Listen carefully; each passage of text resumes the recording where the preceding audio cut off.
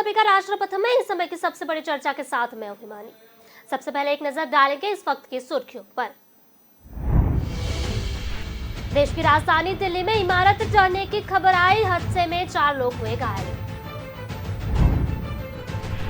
Elon Musk और Twitter के बीच 44 अरब dollar की डील टूटने के बाद दोनों के बीच कानूनी जंग जारी। अमेरिका के राष्ट्रपति जो बाइडेन ने पूर्व राष्ट्रपति डोनाल्ड ट्रंप के फैसले को पलट दिया है। उन्होंने पाकिस्तान को F-16 फाइटर जेट की मंजूरी दी। ममता बनर्जी ने विपक्षी एकता का किया आह्वान, केंद्रीय एजेंसियों पर निशान साधा। बिहार की राजधानी पटना से बड़ी खबर आ रही है, जिसमें असामाजिक तत्वों द्वारा पुलिस को दौड़ा दौड़ा कर पीटने का मामला आया सामने। तो चलिए बुलेटिन के खबरों को देखते हैं विस्तार से और बात करते हैं दिल्ली की, जहां आजाद मार्केट इलाके में इमारत गिर गई है। दमकल की 3 गाड़ियों मौके पर पहुंची है। हादसे में 4 लोग घायल हुए हैं। देश की राजधानी दिल्ली के आजाद मार्केट इलाके में इमारत ढहने की खबर है, जिसमें दमकल की 3 गाड़ियां मौके पर पहुंची। हादसे में 4 लोग घायल हुए हैं, जिन्हें इलाज के लिए अस्पताल में भर्ती कराया गया है। मलबे से अभी भी 6 से 7 लोगों के फंसने की आशंका है।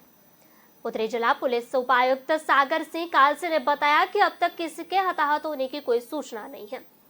4 लोग घायल हुए हैं। यहाँ पर कोई नहीं रहता था। यह 4 मंजिला इमारत थी। प्रथम दृष्टया अधिक वजन के कारण यह इमारत गिर गई। घायलों को अस्पताल ले जाया गया है।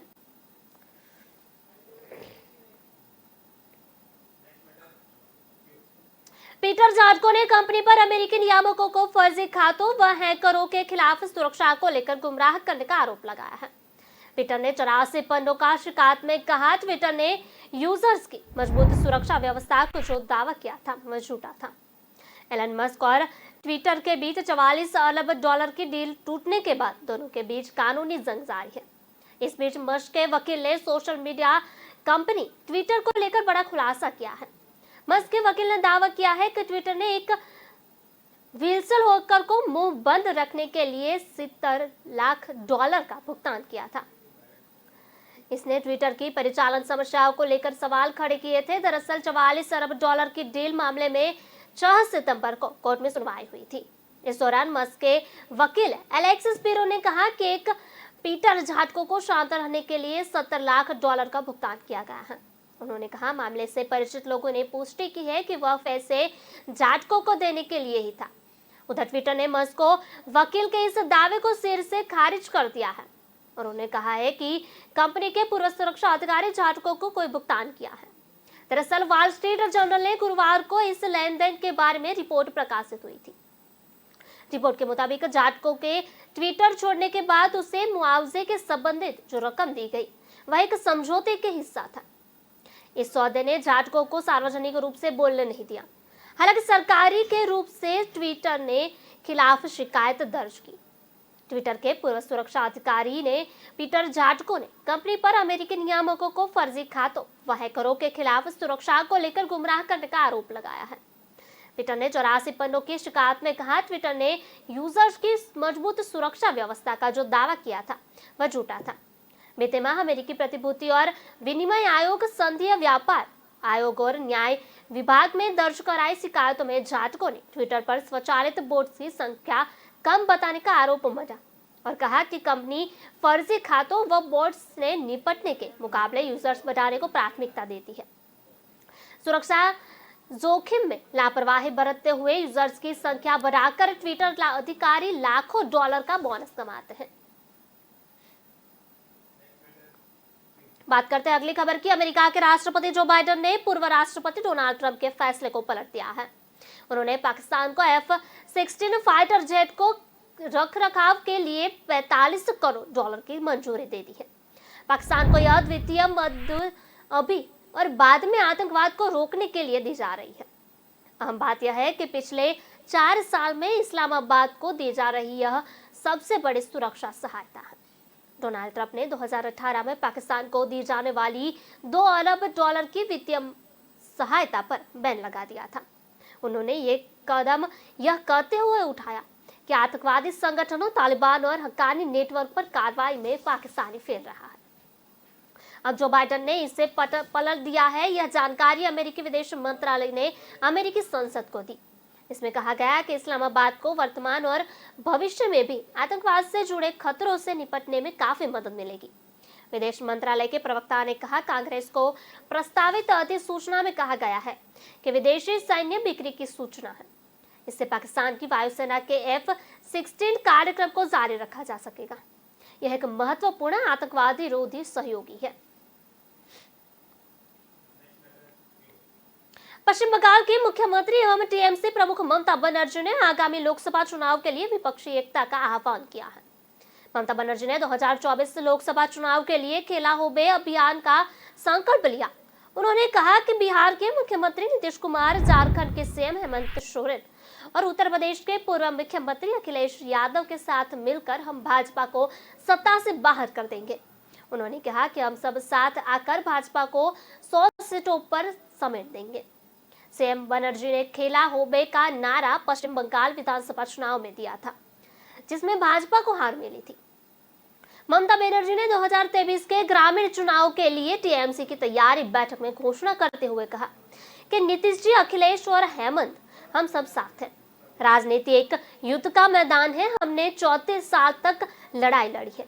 उन्होंने पीएम मोदी का नाम लिए बिना ही कहा कि भाजपा को अपनी 275 एवं 300 सीटों पर गर्व है, लेकिन हमें याद रखना चाहिए कि राजीव गांधी के पास अगले आम चुनाव हारने के पहले 400 लोकसभा सीटें थी। मन की बात मन की व्यथा बन जाएगी।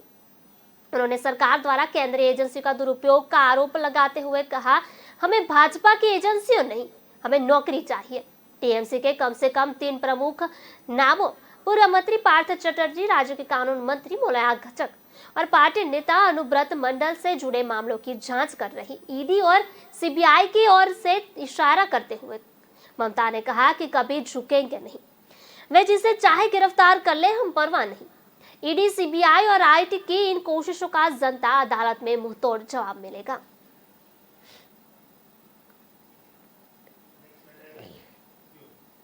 अगली खबर बिहार से है, जहां राजधानी पटना से बड़ी खबर आ रही है, जहां गुरुवार की रात असामाजिक तत्वों द्वारा पुलिस के दौड़ कर पीट का मामला सामने आया है।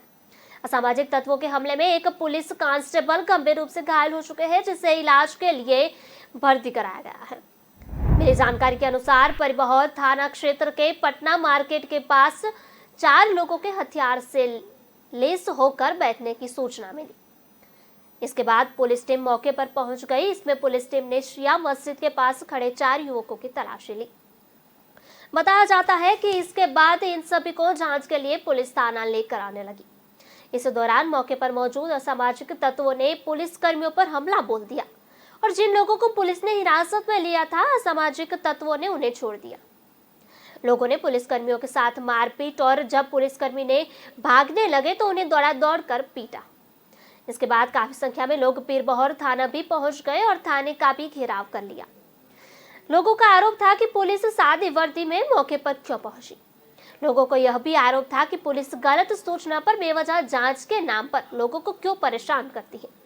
अगर कोई हथियार रखता है तो पुलिस उसकी जांच करे और उसे गिरफ्तार कर जेल में भेजे। इस दौरान लगभग आधे घंटे तक लोगों का पीरबहोर थाने के पास लोगों को हंगामा जारी रहा। बाद में पुलिस ने समझा बुझाकर लोगों को वहां से वापस कर दिया। इस मामले में देर रात पीरबहोर थाने में अज्ञात लोगों के खिलाफ केस दर्ज किया गया है। इसमें पुलिस पर हमला करने के अलावा सरकारी काम में बाधा डालने का केस भी दर्ज किया गया है। घटना के बाद हालात पर नियंत्रण के लिए मौके पर भगवान के साथ काफी संख्या में पुलिस बल की तैनाती की गई। पुलिस पर हमला करने वाले असामाजिक तत्वों की पहचान के लिए पुलिस सीसीटीवी कैमरे तर में फूटे तलाशे में जुटी हुई है। फिलहाल स्थिति तनावपूर्ण लेकिन नियंत्रण में बताई जा रही है।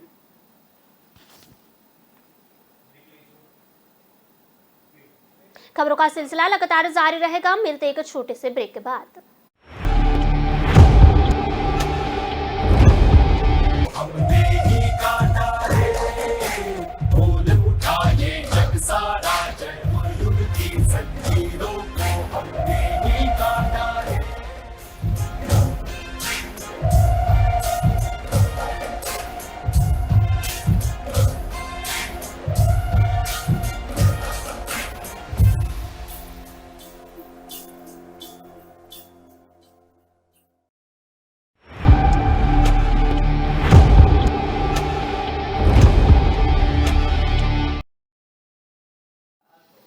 ब्रेक के बाद आपका स्वागत है। बात करते हैं, मौसम विभाग ने कहा कि बंगाल की खाड़ी के ऊपर बने कम दबाव क्षेत्र के कारण झारखंड में 11 सितंबर से एक बार फिर भारी बारिश होगी। 1 जून से शुरू हुए मानसून के बाद यह छठी बार है जब बंगाल की खाड़ी के ऊपर इस तरह से दबाव बना रहा है। देश के कई राज्यों में मौसम में आए बदलाव से परेशान है, तभी कर्नाटक के बेंगलुरु में मूसलाधार बारिश के बाद मौसम विभाग ने बृहस्पतिवार को महाराष्ट्र में भारी बारिश का अलर्ट जारी किया है। आईएमडी के मुताबिक शुक्रवार से रविवार के बीच महाराष्ट्र के तटीय क्षेत्र व मध्य भाग में तेज बारिश होने की उम्मीद है। इस दौरान रायगढ़, रत्नागिरी और सिंधुदुर्ग जैसे तटीय जिलों के अलग अलग इलाकों में बहुत भारी बारिश होगी। मौसम विभाग के अधिकारी ने बताया कि मध्य महाराष्ट्र में शुक्रवार को हल्की बारिश होगी, वहीं पुणे और सतारा जैसे जिलों में सप्ताहांत में तेज बरसात हो सकती है। वहीं मराठवाड़ और विदर्भ में रविवार को बारिश होगी। मौसम विभाग ने कहा कि बंगाल की खाड़ी के ऊपर बने कम दबाव क्षेत्र के कारण झारखंड में 11 सितंबर से एक बार फिर भारी बारिश होगी। 1 जून से शुरू हुए मानसून के बाद यह छठी बार है जब बंगाल की खाड़ी के ऊपर इस तरह का दबाव बन रहा है। राज्य मौसम विभाग के मुताबिक दबाव क्षेत्र बनने के कारण अगले 2 दिन तक प्रबल होने की संभावना है।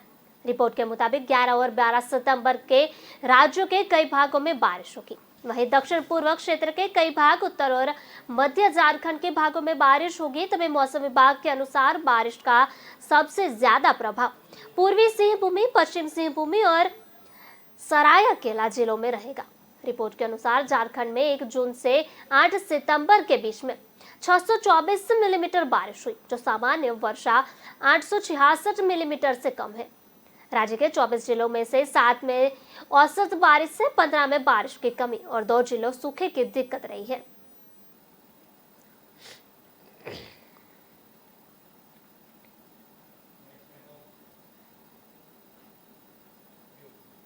अधिकारियों का कहना है कि रेस्तरां को ढहाने का पहला आदेश जीसीजेडएमए द्वारा 2016 में जारी किया गया था, जिसे कर्लिस के प्रबंधन ने एनटीसी की समक्ष चुनौती दी थी। 6 सितंबर को न्यायमूर्ति आदर्श कुमार गोयल की अध्यक्षता वाली एनजीटी पीठ ने जीसीजेडएमए की आदेश को बरकरार रखा था। सोनाली फोगाट मामले में गोवा सरकार शुक्रवार को बड़ी कार्रवाई की है। इसी मामले में सरकार की ओर से आज सुबह विवादास्पद कर्लिस क्लब को ढह गया है। इस रेस्तरां को सीआरजेड नियमों के उल्लंघन के लिए ढहाया गया है। यह वही क्लब है जहां सोनाली फोगाट को पार्टी करते हुए वीडियो सामने आया था। इसी क्लब में फोगाट को ड्रग्स दी गई है, जिससे कुछ घंटे बाद ही उनकी मौत हो गई थी। रेस्तरां के मालिक एडविन नून्स को सोनाली फोगाट की मौत के मामले में गिरफ्तार किया गया था। बाद में उन्हें सशर्त जमानत दे दी गई थी। इस मामले में कुल 4 गिरफ्तारियां हुई थी। अधिकारियों का कहना है कि रेस्तरां को ढहाने का पहला आदेश 2016 में जारी किया गया था, जिसे कर्लिस के प्रबंधन ने एनजीटी के समक्ष चुनौती दी थी। मामले की सुनवाई 6 सितंबर को न्यायमूर्ति आदर्श कुमार गोयल की अध्यक्षता में हुई थी। तभी पीठ ने जीसीजेडएमए के आदेश को बरकरार रखा था और रेस्तरां प्रबंधन द्वारा दायर याचिका का निपटारा कर दिया। गोवा पुलिस की जांच में सामने आया है कि जिस क्लब में सोनाली फोगाट को जबरन ड्रग दी थी, वह क्लब एडविन नहीं बल्कि उनकी बहन लिनेट के नाम पर है। एडविन रूटीन में क्लब को संभालता था। गोवा पुलिस की जांच लिटन तक पहुंच सकती है। भाजपा नेता सोनाली फोगाट की मौत मामले में आरोपी सुधीर सांगवान और सुखविंदर की दोनों के रिमांड के बाद गुरुवार को मासुपा अदालत में पेश किया। अदालत के आदेश पर गोवा पुलिस ने दोबारा दोनों आरोपियों को 2 दिन के रिमांड पर लिया है। अब एक जांच सामने आया है। भाजपा नेता सोनाली फोगाट को सुधीर सांगवान और सुखविंदर ने ही ड्रग दी थी।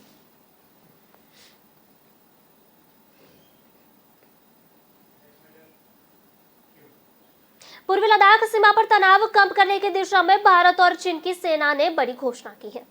गुरुवार को दोनों देशों की सेनाओं ने कहा कि पूर्वी लद्दाख गोगारा हॉट स्प्रिंग्स क्षेत्र में पेट्रोल पॉइंट 15 से जवानों को हटाने का शुरू कर दिया है।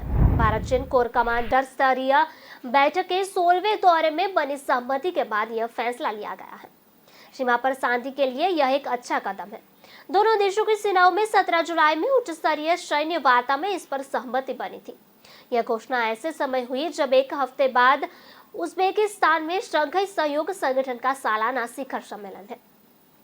इसमें प्रधानमंत्री नरेंद्र मोदी और चीनी राष्ट्रपति शी जिनपिंग भी शामिल होंगे। इस दिन गलवान में हमारे ग्राउंड ट्रूप्स पर दबाव था, चीन पर भी दबाव था। चीन की सेना उस साइड पर बैठी हुई थी तो भारतीय सेना ने उनसे वापस जाने को कहा। हालांकि वो लोग मान गए, पर विवाद शुरू हुआ चीनी हरकत से। चीन ने 2 टेंट लगाए जो ऑब्जर्वेशन पोस्ट की तरह थे। चीनी सैनिकों ने तर्क दिया कि अब अगर वापस चले गए तो आपकी गतिविधियों पर नजर नहीं रख पाएंगे। भारतीय सेना ने इसका विरोध किया और झड़प शुरू हो गई।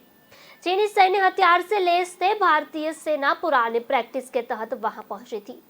इसमें भारत के 20 जवान शहीद हो गए थे, चीन के 40 से ज्यादा जवान मारे गए थे। हालांकि चीन ने इसे स्वीकार नहीं किया। इस झड़प के बाद 30 जून से आसपास दोनों पक्षों में बात हुई और चीन वहां से 1 किलोमीटर पीछे हट गया। भारत अपनी पोस्ट पर वापस आ गया था।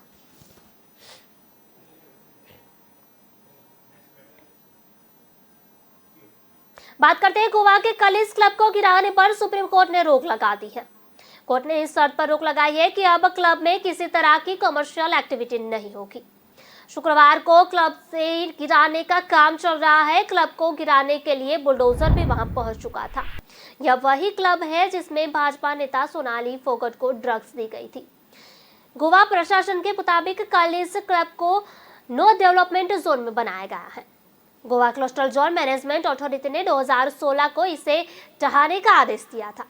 क्लब के मालिक एडविन नून्स ने नेशनल ग्रीन ट्रिब्यून में आदेश की चुनौती दी थी।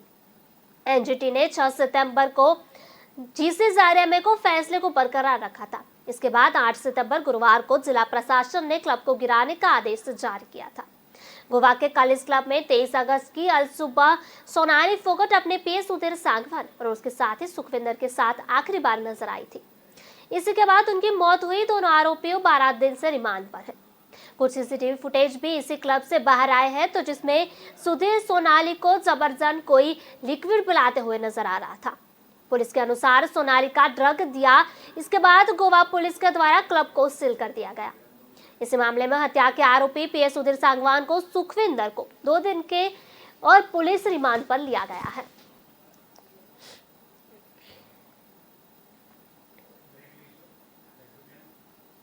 खबरों का सिलसिला लगातार जारी रहेगा। मिलते एक छोटे से ब्रेक के बाद।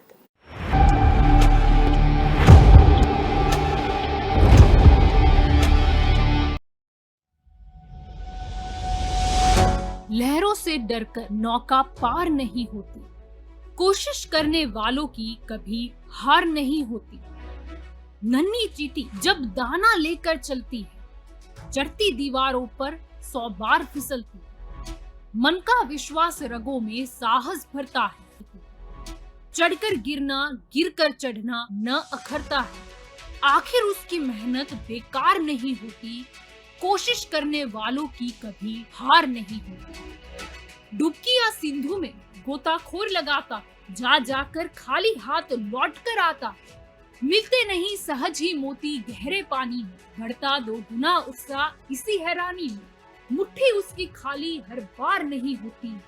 कोशिश करने वालों की कभी हार नहीं होती। असफलता एक चुनौती है, इसे स्वीकार करो। क्या कमी रह गई देखो और सुधार करो। जब तक न सफल हो नींद चैन को त्यागो तो, संघर्ष का मैदान छोड़कर मत भागो तो। कुछ किए बिना ही जय जयकार नहीं होती। कोशिश करने वालों की कभी हार नहीं होती। कुछ नया करो।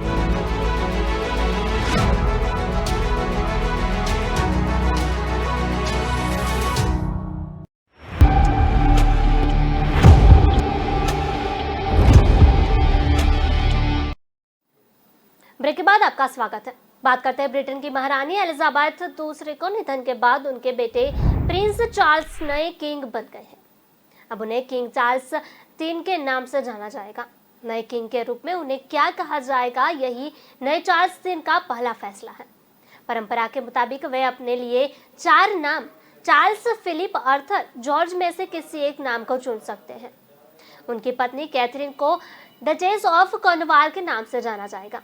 महारानी के निधन के 24 घंटों के भीतर लंदन स्थित सेंट जेम्स पैलेस में एक सेरेमोनियल बॉडी के बीच चार्ल्स को आधिकारिक तौर पर राजा घोषित किया जाएगा। इसी काउंसिल में वरिष्ठ सांसद, senior civil servants, commonwealth high commissioner और लंदन के लॉर्ड मेयर शामिल होंगे। सामान्य तौर पर 700 से ज्यादा लोग इस कार्यक्रम में शामिल होते हैं, लेकिन इस बार इतनी संख्या की गुंजाइश नहीं दिख रही है, क्योंकि शॉर्ट नोटिस पर कार्यक्रम आयोजित किया जा रहा है। 1952 जब एलिजाबेथ दूसरी क्वीन बनी थी, तब करीब 200 लोग वहां गवाह बने थे। पारंपरिक रूप से राजा इसमें शामिल नहीं होता है। इस कार्यक्रम में सबसे पहले प्रिवी काउंसिल के लॉर्ड प्रेसिडेंट पेन मॉडर्ट एलिजाबेथ दूसरे के निधन की घोषणा करेंगे। यह घोषणा ऊंची आवाज में होगी। इसके बाद कई प्रेयर्स होगी। महारानी की उपलब्धियों को भी बताया जाएगा, साथ ही नए किंग की खूबियों को भी गिनाया जाएगा। इसी घोषणा पत्र पर प्रधानमंत्री कैंटरबरी के आर्कबिशप पर लॉर्ड चांसलर सहित कई सीनियर ऑफिसर साइन करेंगे। आमतौर पर एक दिन बाद असेंशन काउंसिल फिर से बैठक होती है। इसमें किंग भी शामिल होते हैं। इस दौरान कोई शाही शपथ ग्रहण कार्यक्रम नहीं होता है। हालांकि 18वीं शताब्दी से चल रही आ रही इस परंपरा के मुताबिक किंग चर्च ऑफ स्कॉटलैंड को सुरक्षित करने की शपथ लेंगे।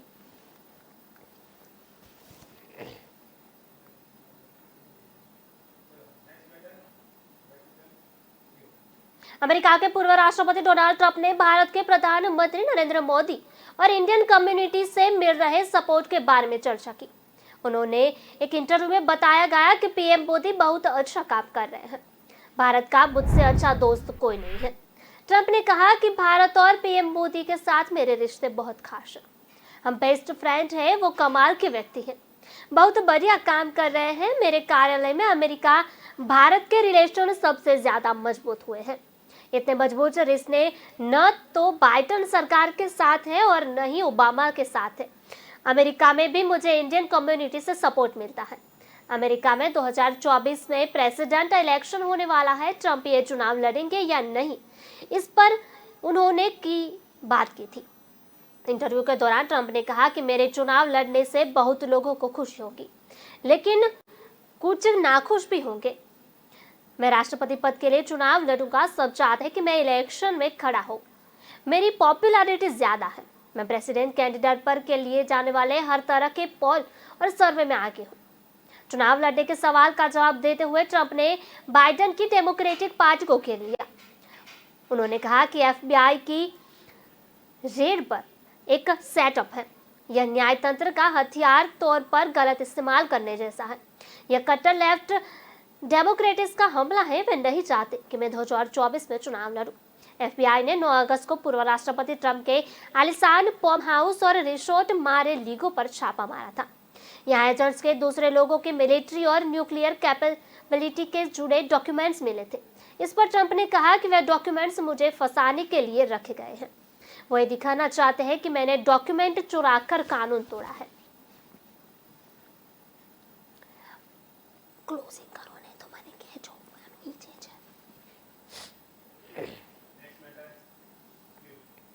राजधानी भोपाल की सड़कों पर शुक्रवार से 40 नई सीएनजी बसें दौड़ेंगी।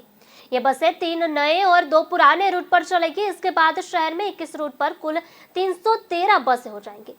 नई सीएनजी बसें सुखी सेवनिया भी जाएगी। इससे यात्रियों को आने जाने में आसानी हो जाएगी। सुखी सेवनिया में पहली बार सिटी बस चलेगी। शुक्रवार को चिकित्सा शिक्षा मंत्री विश्वास सारंग, महापौर मालती राय, विधायक रामेश्वर शर्मा व कृष्ण गौर बसों को हरी झंडी दिखाएंगे। अमृत योजना अंतर्गत भोपाल शहर के रहवासियों की सुविधा एवं पर्यावरण अनुकूलता के चलते 300 नई सीएनजी बसें मंजूर की गई है। पहले चरण में 40 बसें आ गई है, जिसका संचालन शुक्रवार को शुरू होगा। बीसीएलएल इसका संचालन करेगा। भोपाल में सिटी बसों में एक दिन में करीब 1.25 लाख यात्री सफर करते हैं। किराए के रूप में इन्हें न्यूनतम 7 और अधिकतम 42 रुपए लगते हैं। सभी बसों में जीपीएस ट्रैकिंग सिस्टम और कैमरे लगे हुए हैं।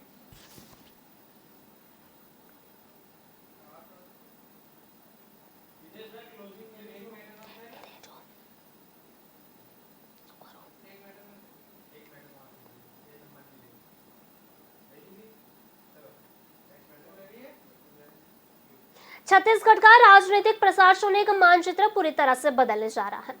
मुख्यमंत्री भूपेश बघेल 2 नवगठित जिलों का औपचारिक उद्घाटन करेंगे। वह महेंद्रगढ़ पहुंच गए हैं। यहाँ उन्होंने प्रदेश के 32वें जिले महेंद्रगढ़ चिरामिरी भरतपुर का उद्घाटन किया। उन्होंने कलेक्ट्रेट भवन में कई विकास कार्यों का शिलान्यास लोकार्पण भी किया। इस दौरान विधानसभा अध्यक्ष डॉक्टर चरणदास महंत, कोरिया जिले के प्रभारी मंत्री नागरिक प्रशासन एवं विकास मंत्री डॉक्टर शिवराज डहरिया और कोरबा की सांसद ज्योत्सना महंत एवं कोरिया जिले के तीनों विधायक भी उपस्थित हैं। जिले के पहले कलेक्टर पीएस ध्रुव ने कार्यभार संभाला। इसके बाद 33वें जिले सती के औपचारिक उद्घाटन करेंगे। इस दौरान मुख्यमंत्री रोड शो और जनसभा भी करने वाले हैं। इन जिला के गठन की अधिसूचना गुरुवार को जारी कर दी गई है। मुख्यमंत्री 9 सितंबर को सवेरे 10:30 बजे बिलासपुर से बिक्री स्थित जैन इंटरनेशनल स्कूल से हेलीकॉप्टर्स के महेंद्रगढ़ के लिए रवाना हुए। मुख्यमंत्री वहां प्रदेश के नवगठित 32वें जिले महेंद्रगढ़ चिरामिरी भरतपुर के कलेक्टर और पुलिस अधीक्षक कार्यालय का उद्घाटन किया। अनेक विकास कार्यों का लोकार्पण और भूमि पूजन भी किया। इसके बाद रोड शो और आम सभा भी होगी। मुख्यमंत्री 2 बजे महेंद्रगढ़ की सती के लिए रवाना हो जाएंगे। मुख्यमंत्री भूपेश बघेल दोपहर को 4 बजे करीब सती के आयोजित कार्यक्रमों में भाग लेंगे। यहाँ पहले स्टेडियम से पुलिस अधीक्षक कार्यालय तक रोड शो होगा। वहाँ पुलिस अधीक्षक कार्यालय का उद्घाटन होगा। उसके बाद मुख्यमंत्री बड़ादेव स्थापना और महापूजन कार्यक्रम में भाग लेंगे। उसके बाद साथ ही कलेक्टर कार्यालय उद्घाटन होगा। मुख्यमंत्री एक जनसभा को संबोधित करी योजनाओं के लोकार्पण और भूमि पूजन करने वाले हैं। फिर हेलीकॉप्टर से शाम 4:45 बजे रायपुर के लिए उड़ान भरेंगे।